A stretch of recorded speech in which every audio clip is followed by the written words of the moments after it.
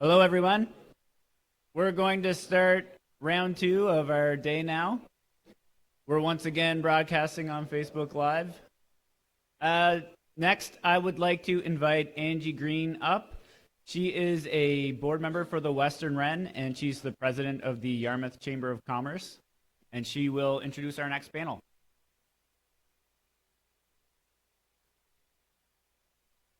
Once again, you'll be able to put your questions up on the Menti there. Thank you. Thank you. I'm very excited about our second panel. I was excited about our first panel, and the Western Wren has rounded up another panel of experts, each in their respective fields. But we were talking on the phone before, and I think that any one of them can handle any question that I throw out today. So I'm going to really try to drill down into some questions that I know my clients have had over the years, and see what these guys can tell us about succeeding and selling your business. What I'm going to do is I'm going to run through who we have up here. And Robert's on my left here. He is a lawyer, and I'm going to just get you to introduce yourself.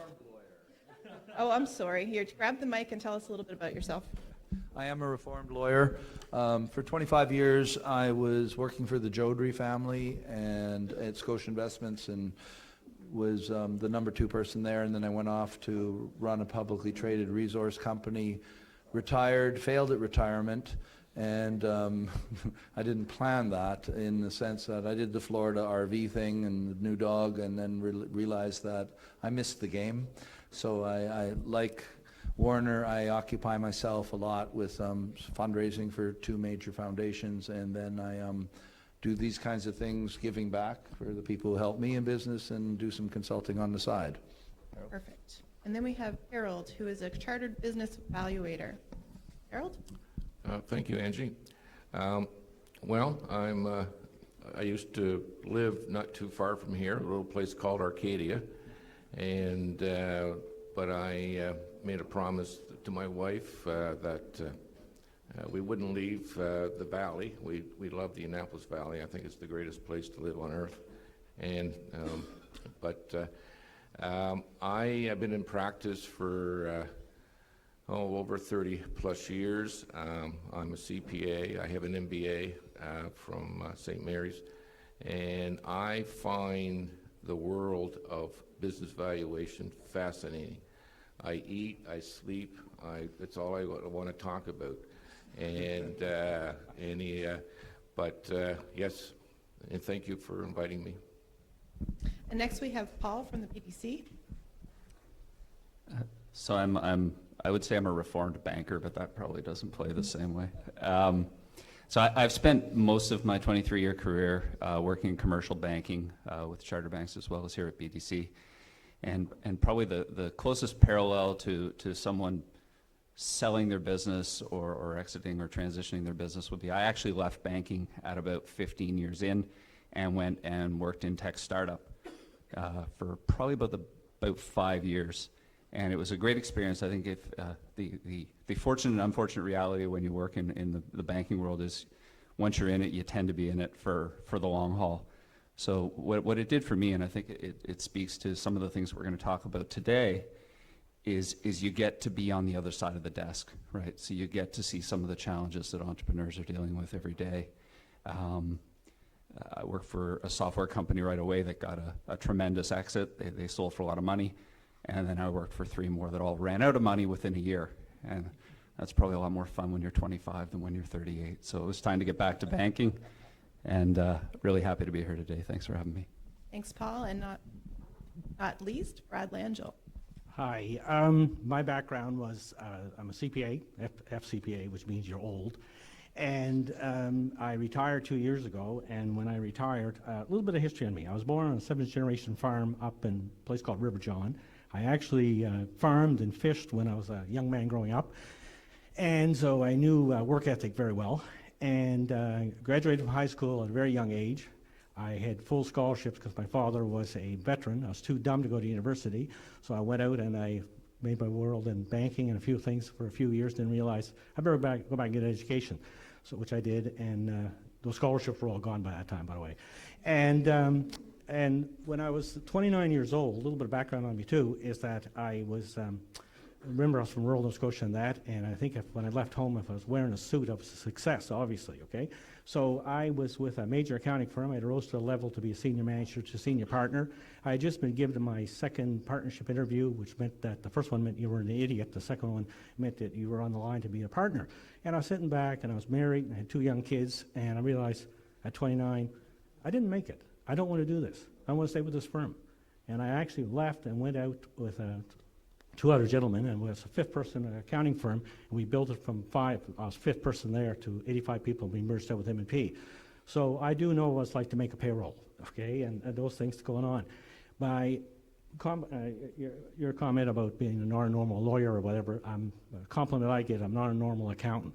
I was for a while, but in 10 years into my career, I ended up into being mergers acquisition. I did deals. I was a hired gun to do deals.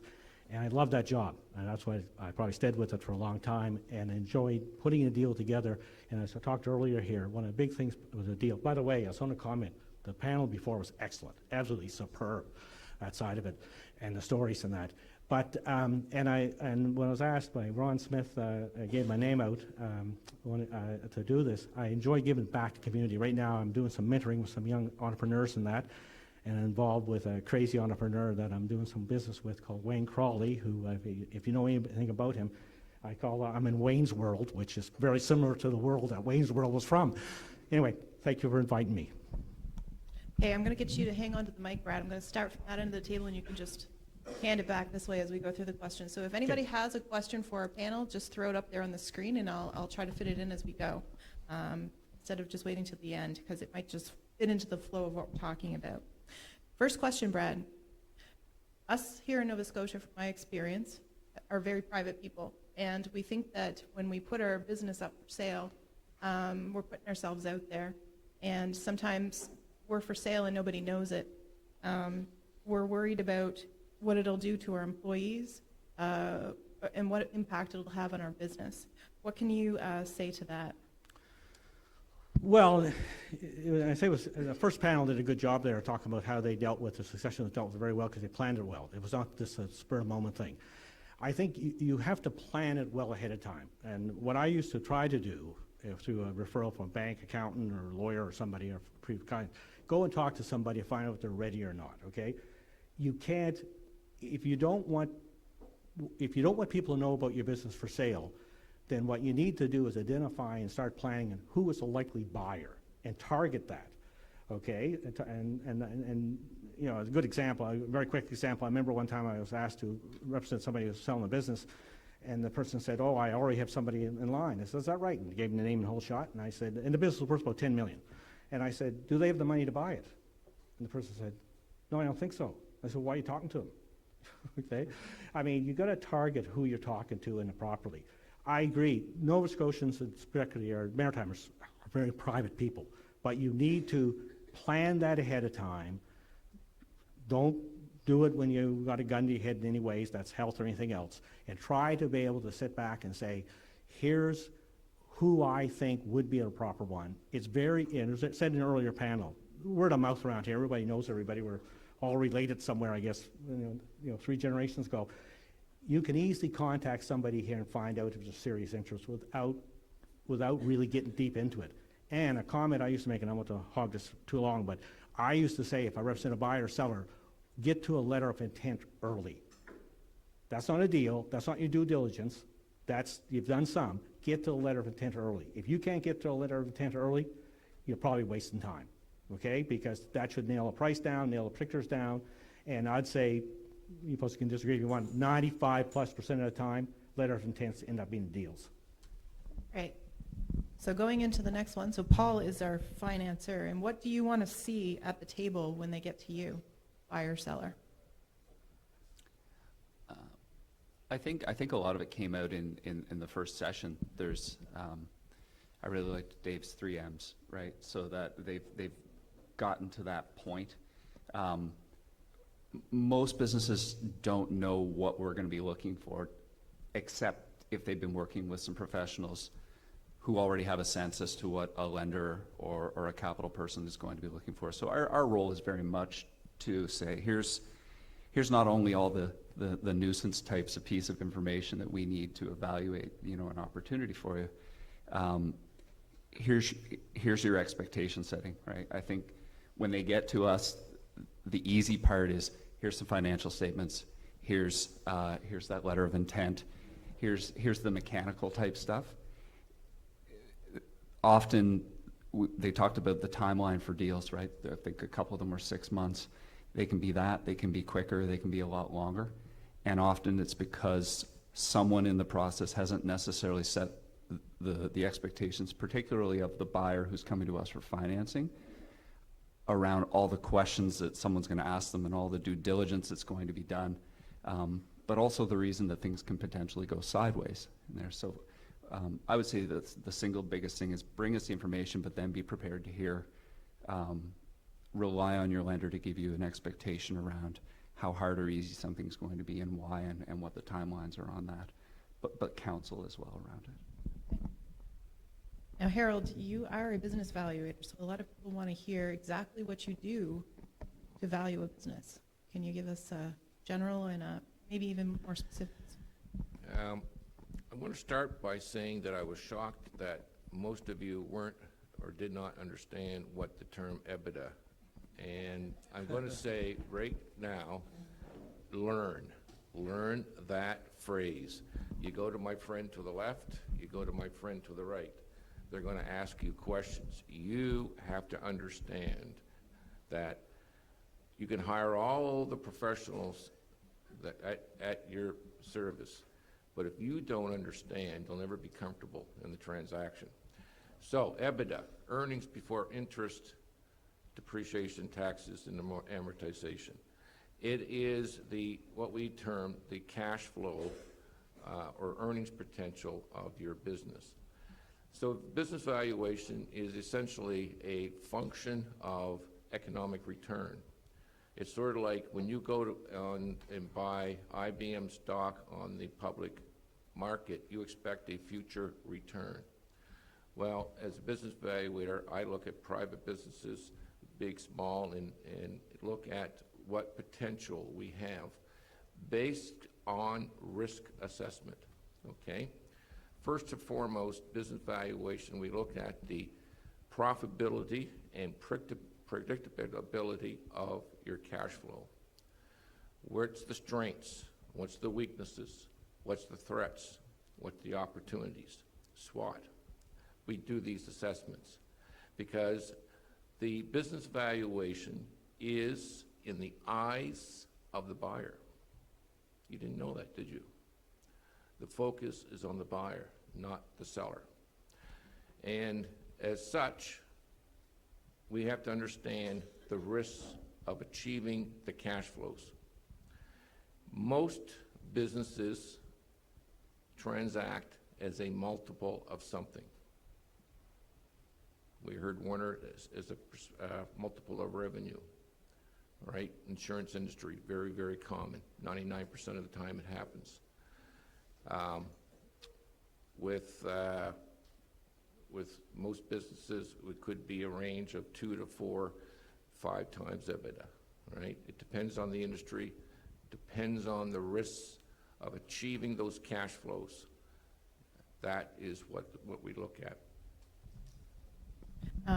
Okay, and Robert, can you tell me some of the legal missteps that people have going into a succession or a sale of business? Surprisingly, there isn't that many legal missteps as a transaction. They generally blow up, right? So I mean, right off the bat, I'll echo the fact that you pre-qualify your buyers, right? I mean that gets rid of a lot of headaches and that, get rid of the tire kickers and things like that.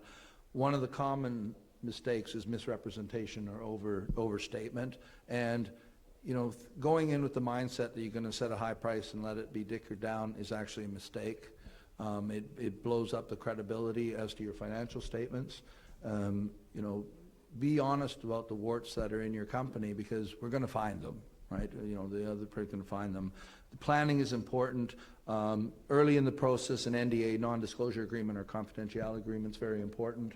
it helps. It's almost like locks for honest people, but it is a factor that's in there. Simple thing, use a non-company email address and not one that identifies you. I mean, it seems like a little thing, but if you're trying to keep your business confidential, you shouldn't have, giantco.com on it as part of the thing. The letter of intent, I agree entirely. I mean, get to it early, get it, well done, well crafted, thinking about what are your needs in, getting out of this business and the person buying it. A stage process for handling the due diligence, right? I mean, it gets deeper and deeper. Just because someone signs an NDA and then says, please send me your financial statements, is actually the last thing I'll advise you to do, because we have to clean them up. And I mean, it's not that they're inaccurate, it just is you're running his and her Lexuses through the company, your charitable donations. You need to annualize your statements so they properly reflect back to what Haraold just said, the real profit and earning potential and growth potential of the company. So you have to get some of that stuff out. Otherwise, they're going to use that as a negotiation to bring down the price and your multiple.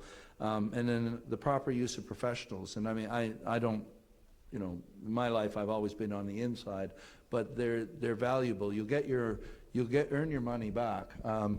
Brad's forgotten more about buying and selling businesses than most people know. But I mean, Brad and Haraold and others will actually get you a higher price, and they'll earn their fees out of that. You get an extra multiple 1 point on the multiple, the legal and accounting fees will become a rounding error, right? All right, and pass it right back down. Next question is for Brad. I'm going to take it from the floor.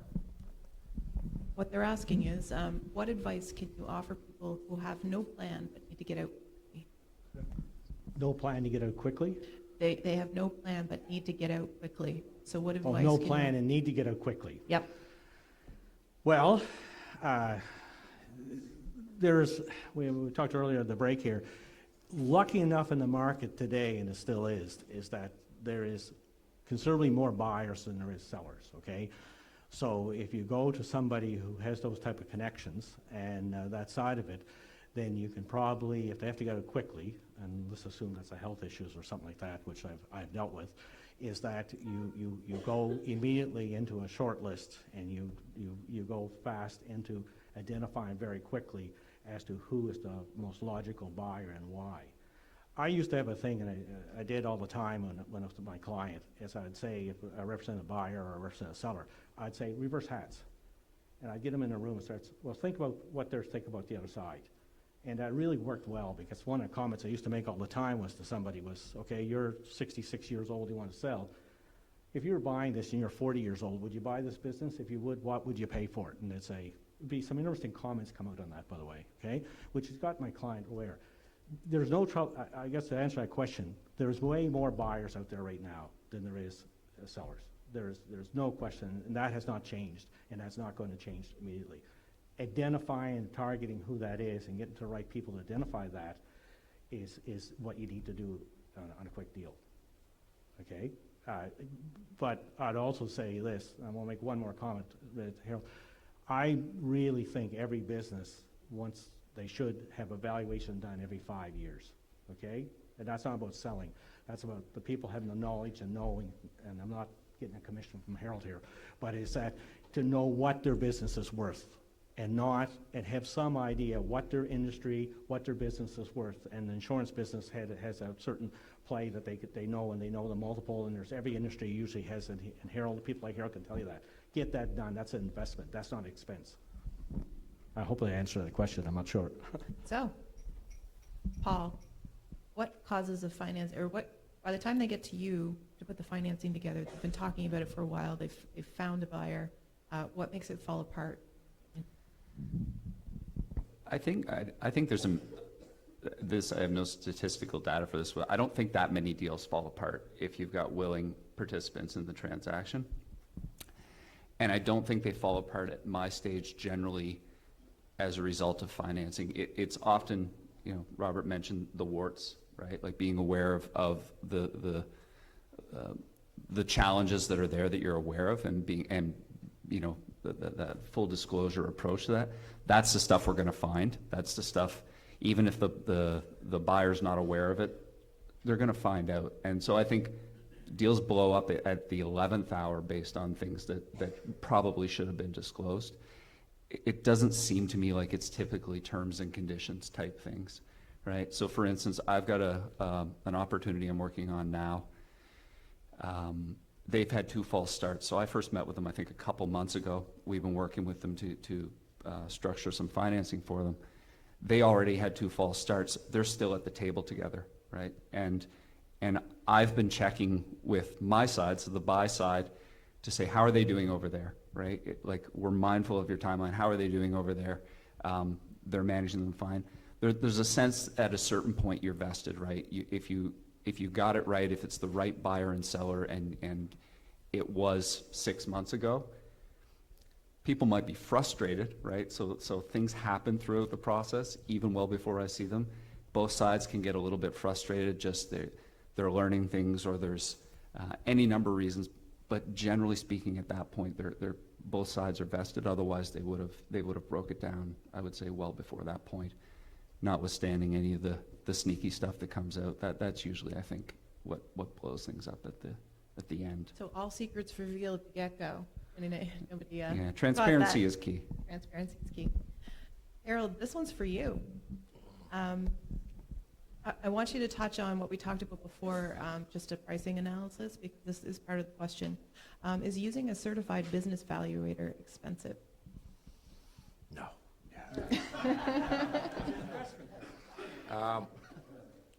Well, it's as I said, it's what you feel is of value. If you want to be able to sleep at night, I bring a lot of value to the table. But remember that price and value are separate, okay? Very distinct. Price is what you pay, value is what you get, all right?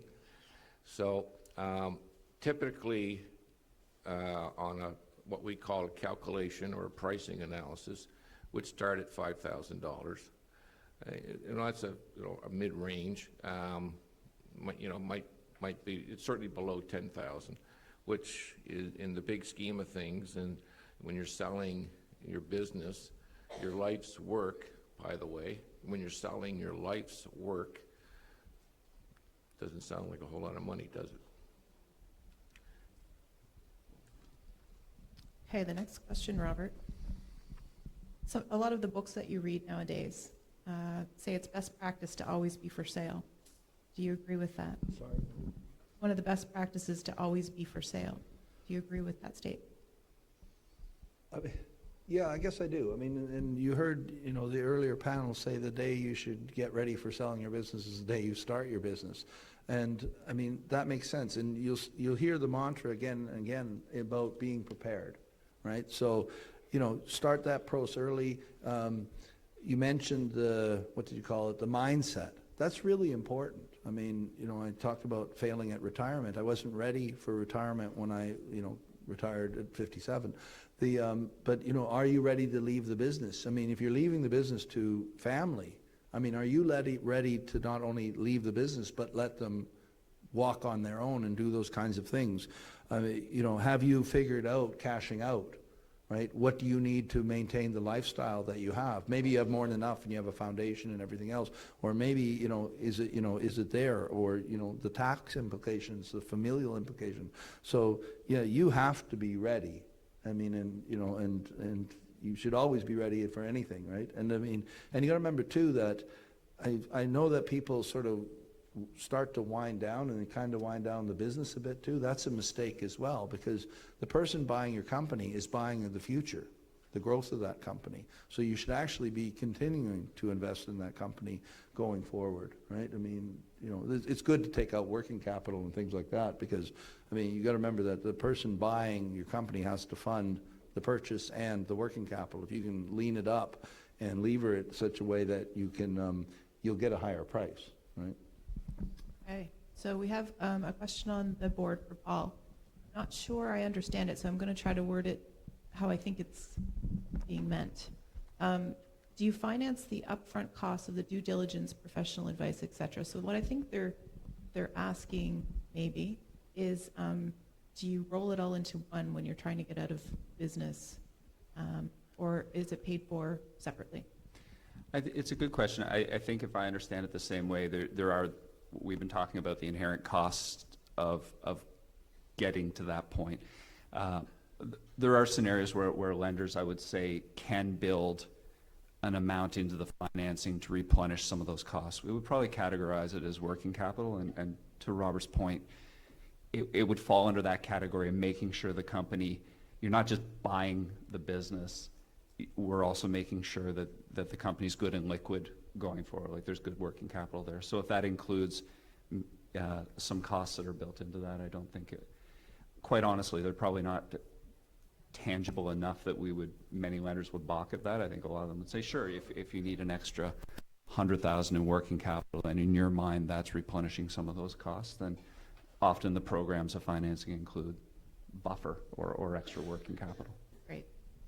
Brad, before the valuator gets there, so you're not quite ready to sell yet, you're looking at it future, what are some steps you can take as a business owner to prepare for the sale years down the road, doing your planning? Well, first of all, I think it's, Robert said there, clean up the warts in your company. I mean, if you got stuff in there related to, intercompany stuff, to non-participating things in the company, that you don't want those sitting on the balance sheet, get rid of them. Get rid of assets that are not part of the sale, or, clean it up. It's like I used to use the example, if I'm selling my car, what's the first thing I'll do? Is go out and wash it, clean it up, and vacuum it. It's not too much work to do that, and it looks better. And same as a company. There's a lot of things you can do in a company just to clean it up and look at it and get it cleaned up. And I stress earlier panel that is to start. I suggest start thinking early before. Don't wait till an event happens. And I don't think there's a magic date of when you start thinking about retiring. Okay, I don't think that at all. It's, I sold here a number of years ago. I tried to talk to a gentleman out of it. He's 39 years old. Wants to sell the company, and eventually, found I couldn't talk him out of it, and because he wanted to do it. He just wanted to get out, okay? So there's no special age. He was tired, he was burned out, I hate to use that term, and that side of it. Now he since went and bought another business and is happier, but got, that side of it, and I've helped him do that. But some common sense stuff too is get your professionals involved earlier. And I'll be cautious on this, is that get the right professionals. You can still have an accountant or whatever and a lawyer that are good friends and you've known a long time, you trust them. If you don't think they're ready for that particular transaction, go to them and say, let's go get some right people involved with this to help us. We're all part of the same team. Help us, and that's not about getting rid of your accountant and getting rid of your lawyer. It's just getting a little more depth on that, and get that discussion early. I'll stress that to you. The earlier you can sit and have a discussion and start thinking about this, the better it is for everybody to smooth transaction. Okay, I guess. And I always said to somebody when we had a serious discussion, go sleep on it for a while, okay? Just go, even though they would conclude something, go sleep on it for a while. And on purpose, don't want to have a gap. But clean up your company. Most companies, Robert said, because he was a transaction, almost every company has warts. And those warts are easy to look at, okay? And you just got to go and say, get rid of it, okay? If you got a piece of land in there that has nothing to do with the company, but was your grandmother's land and you bought it through the company, well then, get it out of the company, because probably the buyer doesn't want to buy your grandmother's land, okay? Side of it. So anyway, I think I answered that. Great. Haraold, we have a question from the floor for you. Has the tax man ever refuted or turned away your valuations? We have a code of practice, a code of conduct as a profession, the Canadian Institute of Chartered Business Valuators, of which a lot of our CRA valuators are members of. And so when they see our report, they understand that we've followed the standards and we've given our opinion. I've been in practice for a long time, and I've never had a report challenged, nor have I heard of any of my colleagues in the province here that have been challenged. But it's because that we follow a code, and that's what's important. Next question is for Robert. Great. Let's talk about tough love for a second.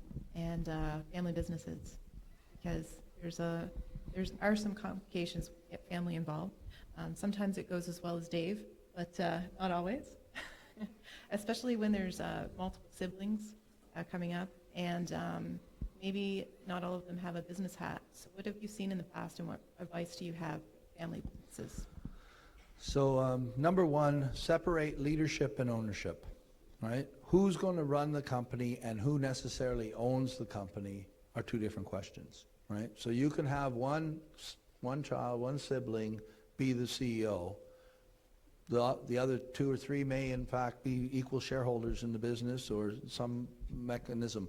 But we have this mindset that who's ever the boss is also the majority shareholder. That's not necessarily the case. So it's an important thing. And it creates a lot of clarity there.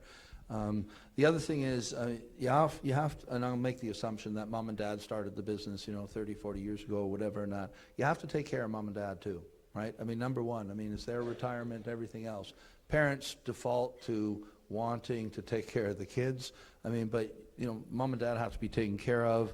The whole question of what is fair, there's no one on this panel can answer that. But that's a big issue that comes up, and it goes back to, I think, good communication within your family as to what the expectations are. Like Brad, I grew up in the country. My dad, at 90, he started the discussion, or I started the discussion with him to sell the family farm, right? It took me 2 years, the hardest negotiation of my life, to convince a 90-year-old man that he should sell. That's how strong the emotional connection is to that. And those discussions have to come early. And after we got all through that, he said, "Do you want the farm?" And I go, "I don't even live in the same province as you. Haven't for 3.5 decades." But it's still in his head. That, the relationship too, is the thing between siblings that you have to be mindful of, which creates mess, and getting out of the mom, dad, child mindset, right? I'm an ex-CEO, and my dad still treats me like I'm 5 years old, right? And you have to get out of that. Again, having the right expectations as to valuation, right? The family trust, and whether you're going to gift it in part or all. The family trust allows you to do that. These are all things that get in there. And then the having it in writing, clear, right? I know a lot of people out there say, "I have a will," right? That's taken care of. I've gone to my insurance broker, and I have life insurance and that, and I've gone to my CPA, and I have a family trust. That's not a succession plan.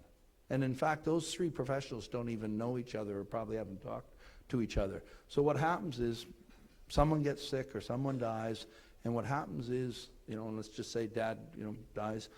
Mom is now left 100% owner of a business she hasn't worked in 20 years, with kids that, she's a grieving widow, with kids that may be getting along, may not get along, may not have discussed what's to happen next.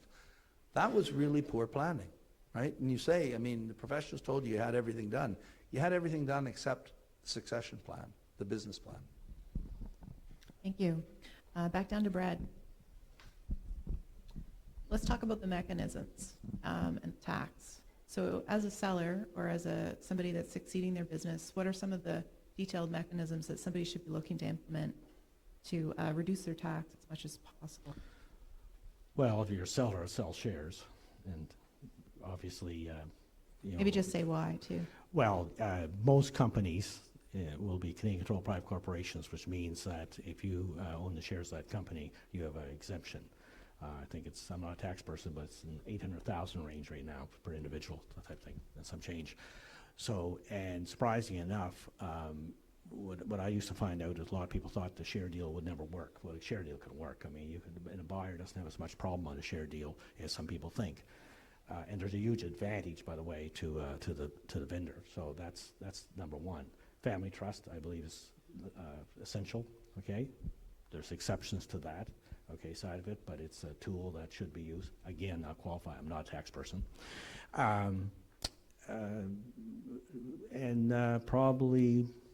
Probably that would be the two key points, okay, on tax. Yeah, probably that'd be about it. And those are things you have to set up well in advance. Oh, yeah, and Robert said earlier is that, and it's nothing a shot at any accountants or anything like that, is that stuff is set up, but sometimes clients, I'd walk into situations, because most of my clients were people I never met before. And I find that they didn't have a clue what a family trust was. They have one, but they didn't have a clue what it was. They didn't have a clue what a lot of things were. Whoever professional setting them up have to make sure their client understands that and understands why you're doing it, what's the benefit of it, and when it's going to be useful for you. The earlier you can set your tax planning up, the better it is. Time's a great element, okay, side of it, especially if, in tax planning side of it. So I hope I answered the question. Yep. Paul, how much equity do you need to finance a deal? Oh, my. That is definitely one of those it all depends type questions. I think that the composition or the types of capital that go into changes of ownership deals has changed a lot over the years. The fundamentals are still the same, so there's always the possibility. For years it was, I think it was a third and a third. It probably predates my time in finance, but whatever the price was, you need to have a third in cash coming in. The vendor would hold back or have a vendor note for a third, and a lender would come in for a third. You can still see that, but I don't think that rule is valid whatsoever anymore. And I think from our perspective, the valuation is key, because the reality, especially with a lot of either management buyouts or family transitions, is if it's someone who's been working in the business, they're not building net worth the same way they would be if they owned the business or were working in higher paid type corporate jobs. So any lender that has the expectation that someone's coming in either of those two buying scenarios with big buckets of cash, you would never lend any money. Like, you would never get a deal done with senior or subordinated debt, because it's just not the reality. So I think the model has shifted to recognize that if lenders of any variety want to be involved in these transactions, then there's less of that equity coming in. There still can be a reliance, and should be in many cases, a reliance on the vendor to finance a portion of it or to hold it back. The structure of that can be determined based on what either the senior lender is looking for or what's amenable to the seller. The reality right now, I think, as well, even compared to 5 years, is there's a lot more financing and money out there for these types of opportunities than probably there's ever been. Chartered banks like the Big Five, they're lending to these transactions. When I worked at one of them, we couldn't get our head around it, because the reality is, in a lot of cases, the lender, especially in instances where there's no equity coming in from the buyers, they're lending to this valuation. There may or may not be tangible assets to support that, and traditionally banks weren't real comfortable with that. It's like, yeah, we'll do it if there's a building or if there's equipment, but the valuation, I saw a question there around brand and goodwill, so that whether it's a multiplier on the now infamous EBITDA that we've been talking about, or revenue, a lender, it's often I lend money, I have no assets, and I'm usually behind the senior banks on everything. So there's a lot of coolness and trickiness in the structures today, but the reliance on traditional cash equity coming in from the buyer isn't what it would have been at one point in time, I would say. Great. We'll use that to segue into Harold's question on intangibles. So intangibles, goodwill, things that aren't physical. Most owners know what their building's worth, but they don't know what their customer list is worth, or something else that they have trouble valuing. So how do you go about valuing tangibles? For valuing tangibles, it is quite an exercise, but the first number that we have to determine is the tangible asset backing. It's sort of what Paul was indicating, that the chartered banks like something you can touch. And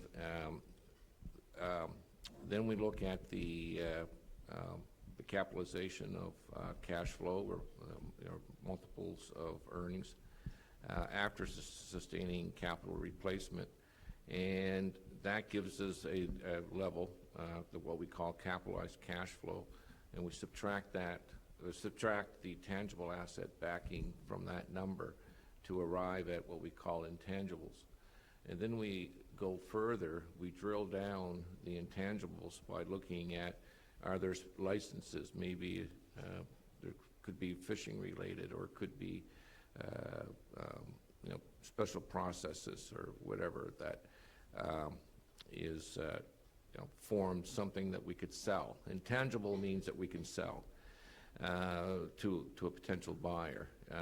And one thing we have to be careful of is that we segregate personal goodwill, which most businesses have, from that of commercial goodwill, okay? So when we're talking about goodwill in a transaction, we're talking about the commercial side, because it's only commercial goodwill that we can transact at. Very difficult to transact and move over the personal goodwill to a potential buyer. But it is an area that we spend a lot of time on, and it's not easy. There are a lot of articles out there in today's world where there's some valuators are putting a value on having a loyal and strong labor force. I can tell you that in Kings County, the number one issue that my clients tell me is labor related. Can't get the people. I've got trucking clients that, they've got a $150,000 truck sitting there idle. No labor, no driver. So intangible has different meaning, but for the most part, it's in that capitalized cash flow value that I try to identify for the business owner. Thank you, Herb. Yep. I think we're running out of time, but give us your best advice. Well, I mean, just related to, it's related to warts and related to intangibles and everything else. You're buying the future of the company. Both Dave and Warner talked about the fact that their businesses ran without them being there all the time. I mean, if you can go on holidays for 3 weeks and not have to check your email every day and that's something that we look for when you're acquiring the company, because that means you have independence from the owner, right? Same thing. Are you keenly dependent upon a certain supplier, a certain employee, customers, for example? If you have 80% of your business is 3 customers, I'm going to bring the multiple down on that because there's a vulnerability there. The fact that you have customer satisfaction. Are they coming back? Do they recommend you over and over again to others and that's a business worth value. That drives the value, the multiple up on those kinds of things. So there are things that can move the multiple up that they're not hard and fast, but they're important in the business. Because I mentioned again, you're buying the future growth of this company, right? And those things are important, right? So there are intangibles that are important that will either bring the value of your company down or can raise the multiple so that you can get more. And I think one of the last questions that was from the floor before I came up was somebody's trying to sell their business and they don't know where to list it. So I would suggest that any of the 4 of you can be approached after this to connect them. Is that fair to say? Yep. Yes. I'd like to thank the panel, and I'm sure they'll be here for questions afterwards. And I think we have a little something for each of you. Yeah.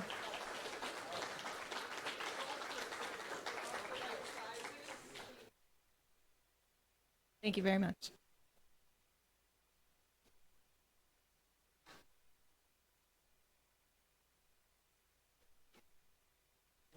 Thank you very much to Angie and our panelists for that excellent discussion.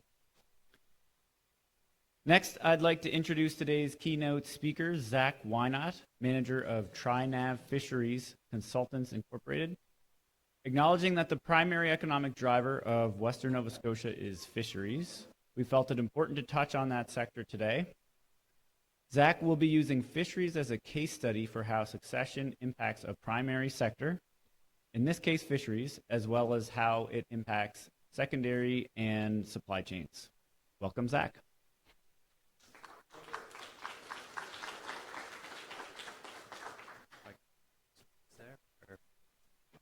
Nice laser pointer.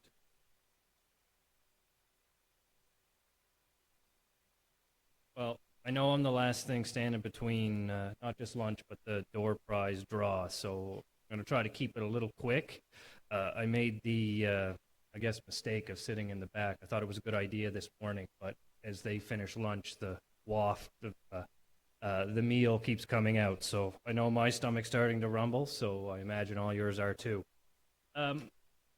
What I want to do today is kind of provide a little bit of context with regards to the fishing industry and its importance, not just to the region, but to Atlantic Canada as a whole, and some of the issues that it's faced over the last number of years and is anticipated to continue to face going forward.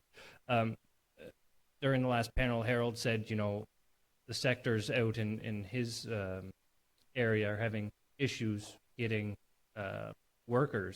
available workers to, you know, do day-to-day tasks. That's something that's, you know, very prevalent within the fishing industry, and we'll get into some of the demographics and some of the issues that will be coming up. But before I get into all of that, I kind of just want to, you know, my own shameless plug. If I came here, I have to talk a little bit about the company that I work for.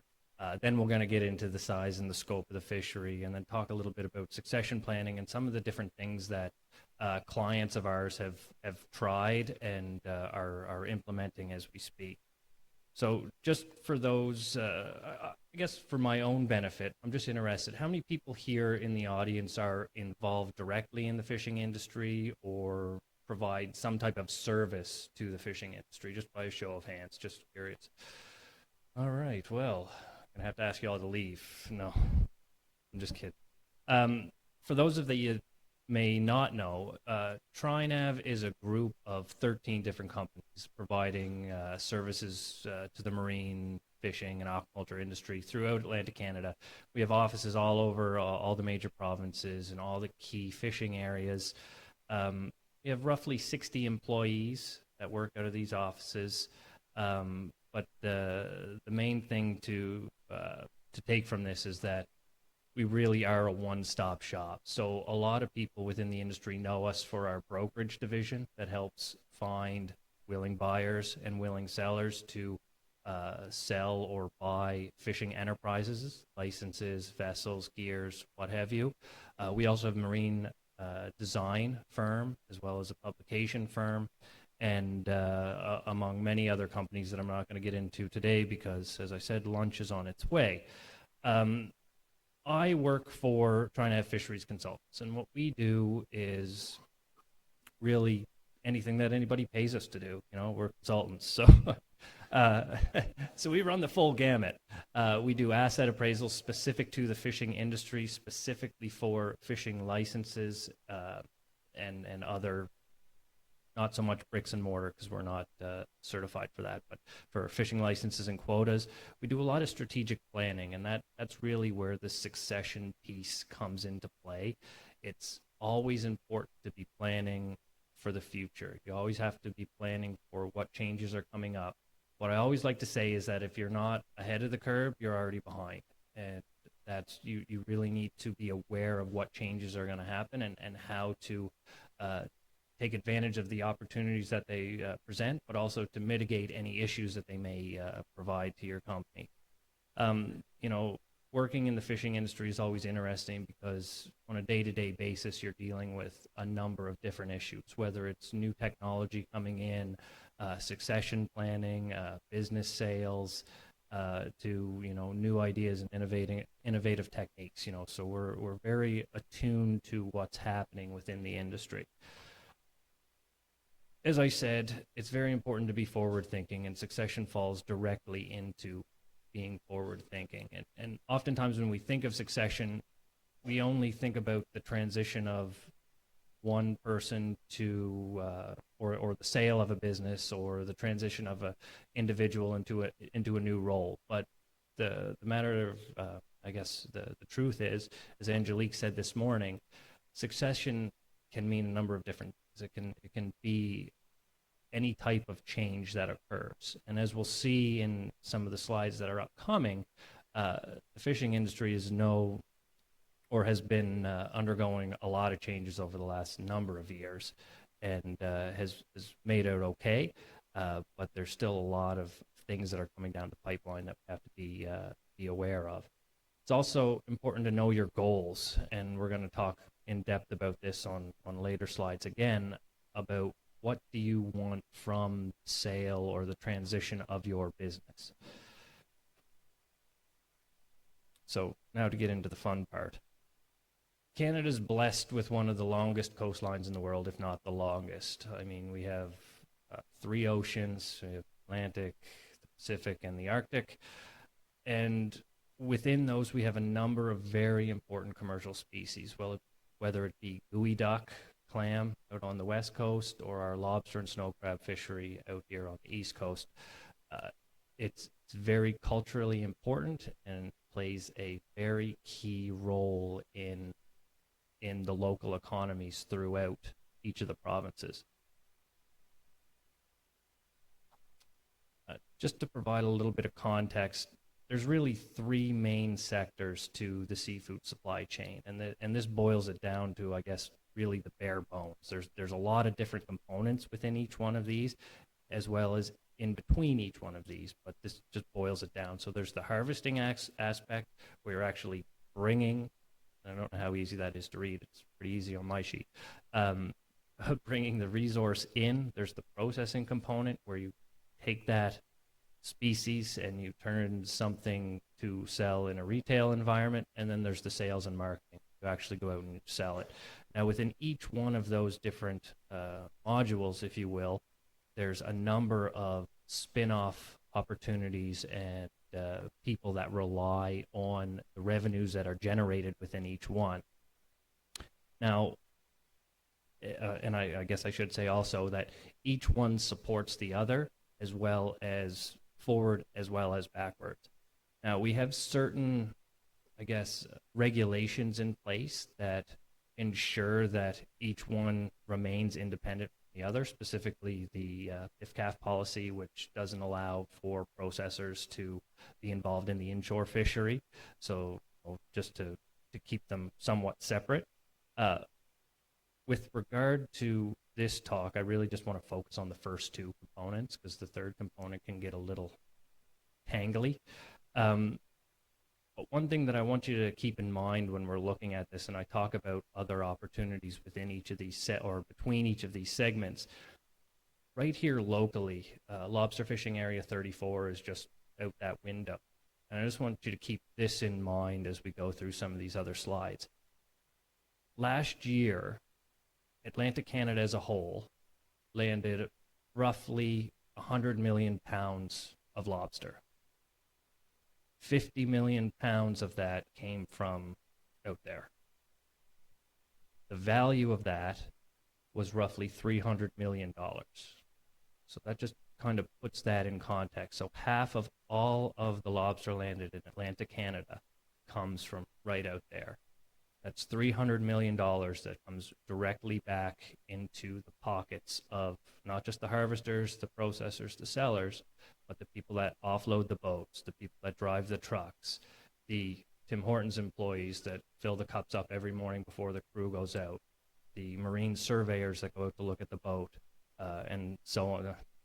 Tusket Ford, who sells the 4x4. All those places rely on revenue that's generated from the fishing industry. Now, I talked a bit about how the fishery has gone through a transition, and it was, before my time working in the fishing industry, groundfish really was king. Groundfish, for those that you might not know, codfish, haddock, those types of species. And for decades, that really was king, and that's what really supported and helped lay the foundation of all of the different processing facilities and infrastructure that we have in place now. Since that time, as I'm going to show you in a graph that's coming up, tell the anticipation is unbearable. Since that time, the industry has really gone through a transition. We're going to see that, like I say, in the slides coming up, where we're much more shellfished focused. And this gets into the succession of opportunities within that fishing industry.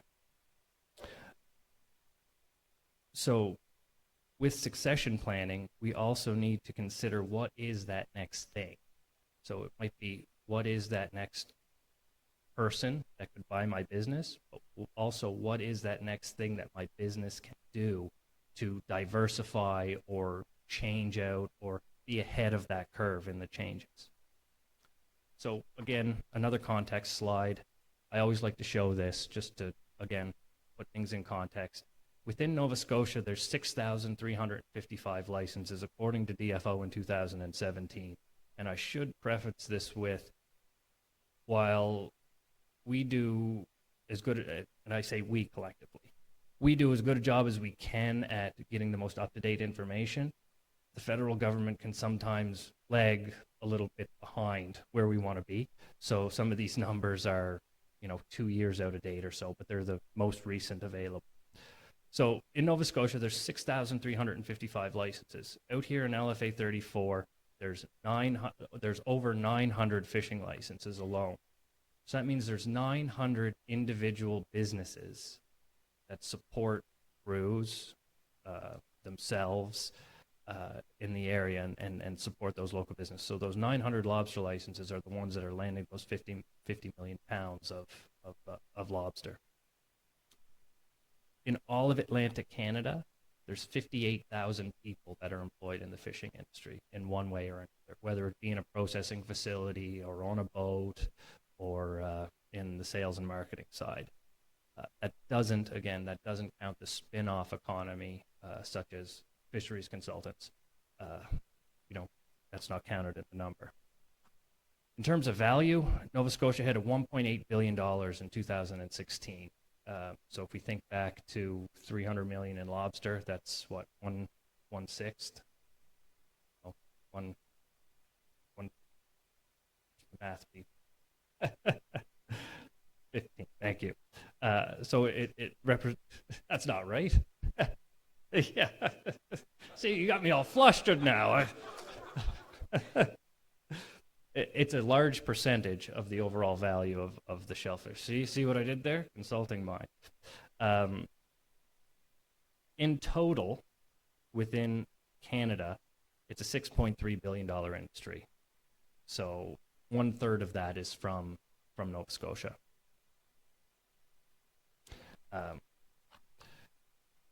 Over the last 10 years, I like to show this slide simply for the fact that it shows how much the industry has grown over the last 10 years. And a lot of this goes into some of the issues that the industry is facing in terms of finding those willing buyers and willing sellers and removing some of the barriers that are coming into play.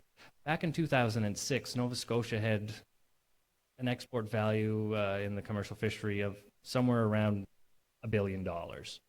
Within 10 years, that's up to 1.8. So that's significant growth over a very short period of time. As a whole, we've gone from Atlantic Canada has gone from 3.9 billion to that 6.9 billion. So that's a 50% increase just in the value of the species that we're landing. Nova Scotia alone has shown 100% growth. It's doubled over the last 10 years. And these changes in value are driven by a couple of things. Namely, we all know that the price of lobster and other shellfish species is increasing as the demand for products continues to grow. Exchange rates, the Canadian dollar's weakened quite a bit against the U.S. currency in which the majority of seafood is traded.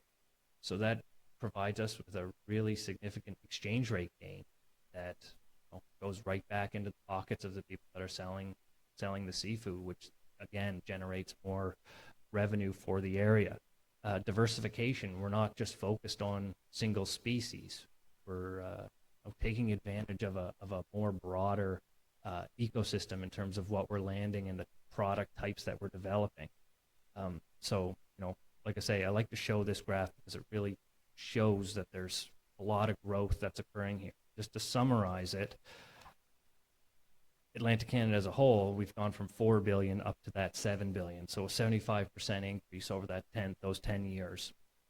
And aside from in 2009, which I'm sure some of you remember was the economic downturn where a lot of businesses and industries experienced declines in their growth, the export value for seafood has continued to increase. But the interesting thing to look at is that over the last 3 years on this graph, it's really starting to tick up quite a bit. And experts such as myself predict, also predict that this is a trend that's gonna continue, especially with the increased demand for seafood and increased demand for wild captured seafood under limited supplies. There's a graph, and I don't have it in this, but it essentially shows consumption of seafood per capita on a global basis and the availability of protein that we can take from the ocean.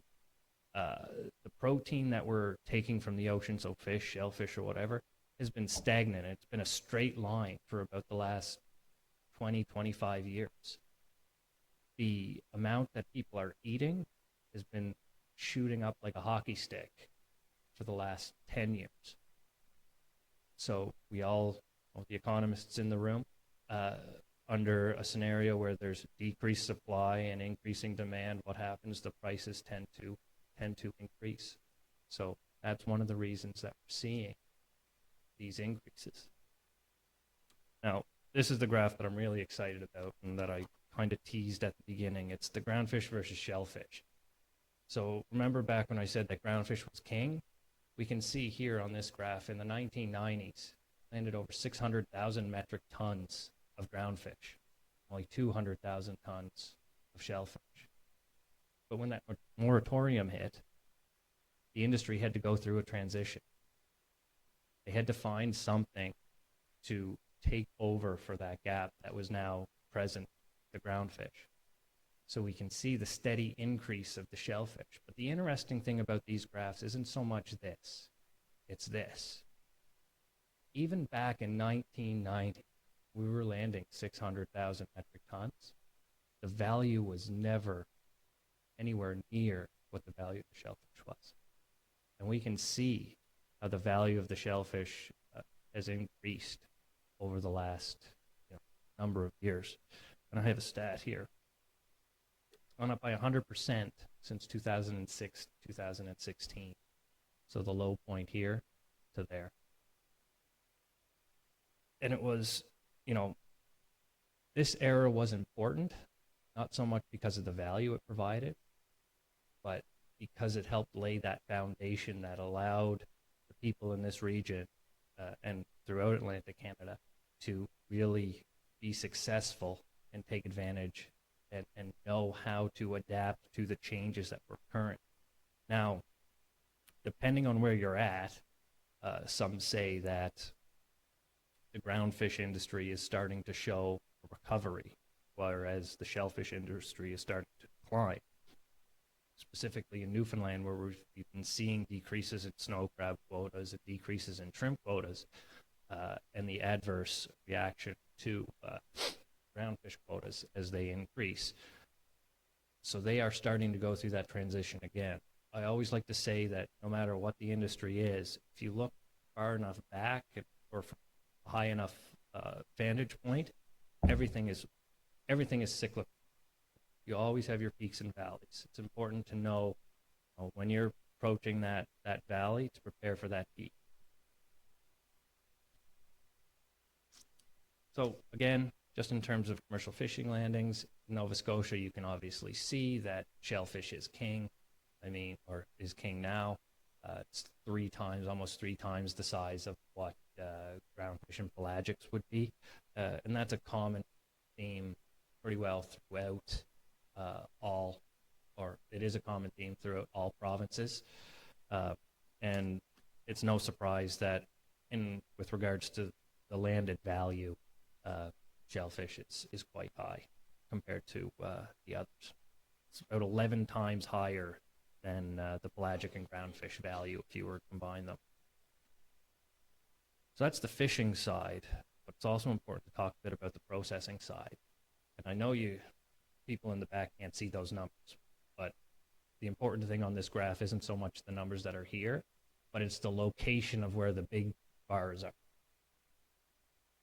Yarmouth, Shelburne, Digby, being the three highest concentrations of processing facilities in Nova Scotia. One thing that all three of those regions have in common are their rural Nova Scotia. And this is one of the things that is leading to issues within the seafood industry, and that's the availability of workers to take over for an aging population. The other thing to think about is, the processing industry in Nova Scotia is quite diverse. I mean, you have the large multinational processing facilities, you have the medium size, and you have the small size.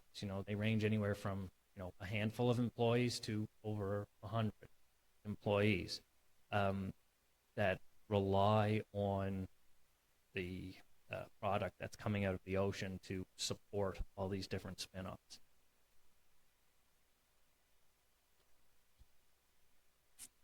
So in terms of demographics, I really found this interesting when I was preparing for this presentation, and that's the fact that over 1/3 of the participants in the fish and seafood industry are over 55 years in age. So right at that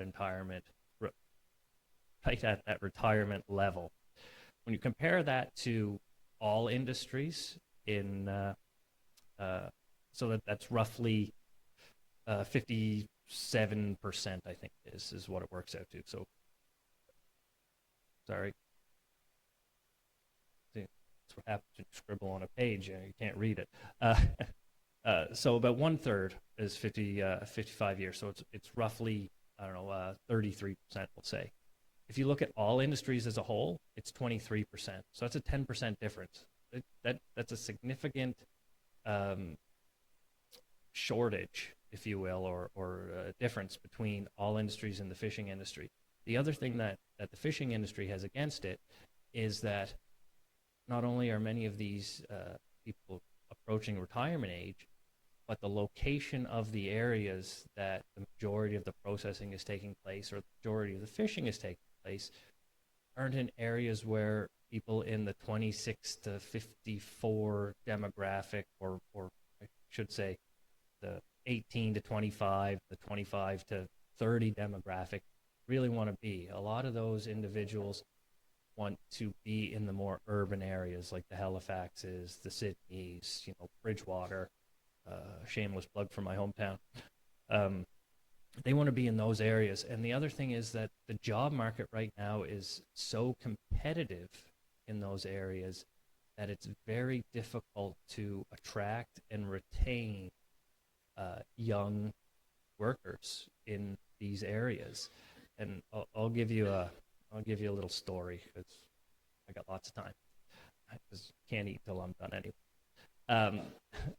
When I started with TriNav, it was 12 years ago. I was fresh out of school, and the company had just started. TriNav Fisheries Consultants had just started. I was the first person to be hired.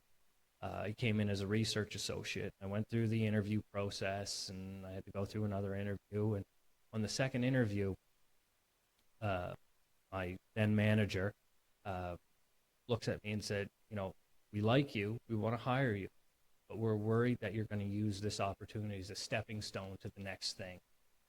And that's one of the things that, I didn't think much of it at the time. I pointed out to the fact that, I was loyal, and, I grew up in a family where my dad's worked at Michelin tires in Bridgewater for 45 years. So I was like, I'm looking for a career, I'm looking for a job.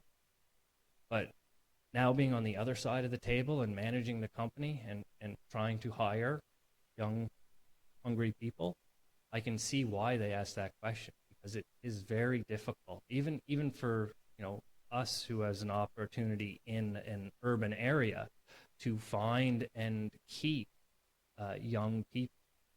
They need to be stimulated mentally, and like I say, the job market is very competitive. So all of this, I guess, is a long-winded way of saying that there's a lot of there's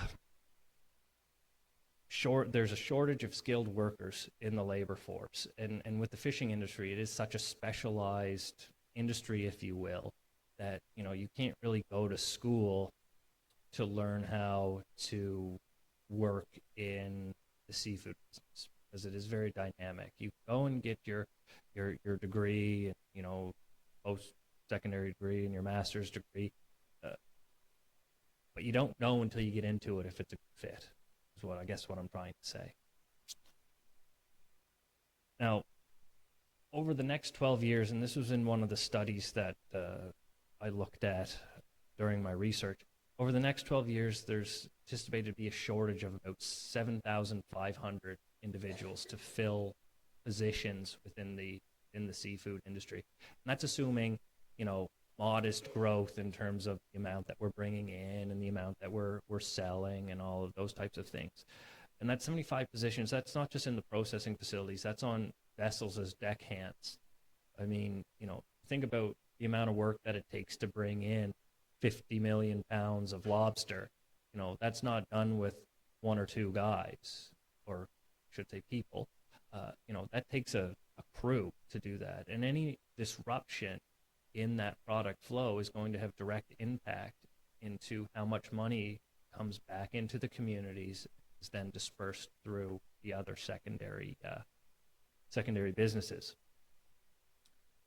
The nature of the seafood industry is it makes it also difficult to attract workers. I mean, most of the jobs are seasonal employment, and many of the people, you know, my age or younger, are looking for that full-time opportunity, something that they can, you know, come in, work 9 to 5, have your weekends off, you know, take your vacation. The seafood industry, sometimes you have to work a 12, 14-hour day in a processing facility where you're wet all day, you're standing on your feet, and you'll do that for, you know, 4 months straight, then you don't do anything for the next 8. So it's very difficult, and that makes it difficult for people to plan for their futures as well. You know, just put down roots in an area, because they're always constantly looking for that next opportunity for that full time. One of the other barriers, this is one that's not often touched on. We talked about, you know, how to value your business and how to sell. One of the barriers that we're seeing a lot of is that even when young people want to get into the fishing industry, it's not always financially viable for them, especially when you consider how much the assets have increased over time. So, as I said, one of the things that we do is we appraise fishing licenses for financial institutions or lawyers or accountants, the full gamut. So, you know, we keep track of these things to look at how the values have changed. The graph here shows what the value of an LFA 34 license out there, where they're landing 50 million pounds, has changed since 2010. So you can see it started off at $350,000, now up to $935,000 that can be transacted between a willing buyer and a willing seller. Now, that's just for the paper that allows you to go out there and catch the lobster. That doesn't include the boat, the gear, you know, the working capital that you need to outfit the boat. Doesn't include any other license that you can go out there and fish, whether it be groundfish, mackerel, herring, you know, what have you. When you start adding up those, you're well over $2 million just to enter into the business. Now, banks, you know, and financial institutions have come a long way in terms of identifying that this is an issue and developing really good programs to help new entrants get into the fishing industry, BDC being one. But even when you consider a $2 million asset, if you need to make a 10% deposit on that asset, that's $200,000. There's not many people that are aged 24, 25, 30, 35, even 40 that have $200,000 available to them to make a deposit into buying a business. I put a graph up here for lobster licenses, but I should also give an example of the processing side too. Down along this shore, there's quite a few different lobster houses or lobster pounds. And it used to be that, you know, typically those bricks and mortar assets sold for around $2 a pound of holding capacity. So if a facility could hold 100,000 pounds, it was worth $200,000. That's what someone would pay for. Recently, because there's been a lot of interest in the purchase of them. That's gone from $2 a pound to $10 a pound. So something that used to be worth $200,000 is now worth $1 million. That's tremendous. And that really makes it difficult when you think about anyone that has some type of succession plan in their head where they want to pass that business down to their family member or an employee, as to where do you come up with that money. The other thing to remember is that, it depends on the capacity, but Donnie, Kroll, we're talking, $1 million, $1.5 million. So, but the thing is, and just side tangent, when you buy one, there's a lot of that goodwill associated with it too, where you have, customers that, or a customer, not a customer base, a supplier base, where, you might have 10 boats that supply you with all their lobster. So you have that. Whereas if you go out and you build your own one, you have to put all of that, I call it sweat equity, into attracting new people. And sometimes you have to end up overpaying for the product to get it in, and that can, hurt your bottom line. And for any of the accountants or bankers in the room, one of the things that we always, look at, and as the general rule of thumb, is that you want to be able to gross in the first year of your operation, 100% of whatever the purchase price was. So if you're buying a $2 million asset, you want to be able to gross before expenses and anything $2 million. Sometimes we'll let it go down to 75%. If you look at the lobster fishery in 34, just as an easy example, those boats are landing, say, 60,000 pounds each, roughly, at, $7 a pound. So 7 times 60,000 is $420,000. So that's only 1/4 of the actual purchase price. So, you have to start looking at being able to finance that purchase and being able to pay for that. So that's just another thing to keep in your mind.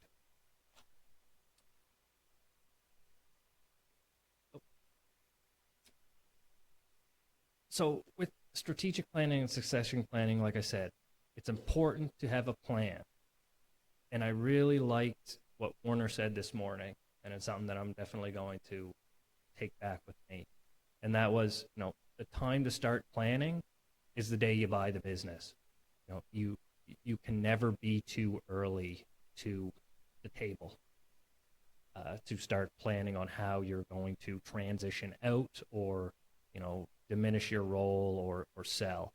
Now, within the fishing industry, there's a number of different ways that people can look at divesting themselves from their business, selling to a family member, passing to a family member, looking at employees that are within the business, so like from the processing floor to the desk in the boardroom, or from the wheelhouse, or from the deck to the wheelhouse, or looking at an outside entity. We know that options 1 and 2 rely on people wanting to stay in the rural community and wanting to be involved in the industry. And, we've heard stories today, Warner himself, about, family members want to make their own decisions, and sometimes they want to blaze their own trail. So they're not always interested in going into the same business that mom and dad started, or mom and dad have been in their entire life. They want to do their own thing. So that's not always an option. The other thing is that the expense of actually getting into the business can be overwhelming for certain people. That's why it's important to plan and seek out advice of professionals. The same thing goes with the employees, from the floor to the desk. It's hard. I can imagine it's hard to put your blood, sweat, and tears, bless you, into a business over 30 plus years, and then hand the reins over to somebody else. You have to make sure that you trust that person, because it is almost like your child, and how they're going to run it. And of course, the outside entity, we've been seeing a lot more of this, where there's outside money coming into the region, whether it be from investor groups or foreign entities that are coming and helping to consolidate some of the business. And we're not going to get into the pros and cons of that at this stage. I'm just going to leave you with these 3 points. And they've been touched on today, but I think it's important to really drive them home. It's important to know the value of the asset. And it's not the value that you think it's worth. You need to engage independent third parties, such as Haraold or whoever, to really tell you what that asset is worth. Because I can guarantee you that 9 out of 10 people would think that their business is worth more than what someone is probably willing to pay for it, just because of your in-depth involvement with it. You need to develop a plan. Again, it goes back to the point, it's never too early to start to plan. You need to be able to stay ahead of the curve. Once that change happens, it's too late. And if you have a plan, and I like the idea that was on the last panel, knowing the value every 5 years, viewing that strategic plan every 5 years, such that you can adapt and know what your business is going to be facing and help to mitigate any issues that might cause. The other thing is connect with the experts. I mean, seminars like this are a perfect opportunity to talk to people in the professional industry, work day in and day out on this type of thing. Don't be scared to come up to one of them and tell them your plan. You might not be ready to sell now, but at least you'll know what the options are, or you'll know what the roadmap is going forward. So when you do find yourself ready to sell and move on and enjoy the fruits of your labor, you'll be prepared and you'll already be ahead of what needs to happen. So with that, a little ahead of schedule. That was all right. If you have any questions, I'm around all day. Come up, speak to me. I'd love to hear from you. And I really appreciate the opportunity to come and talk about the industry, and I hope you might have learned something or two. But yeah, thank you very much.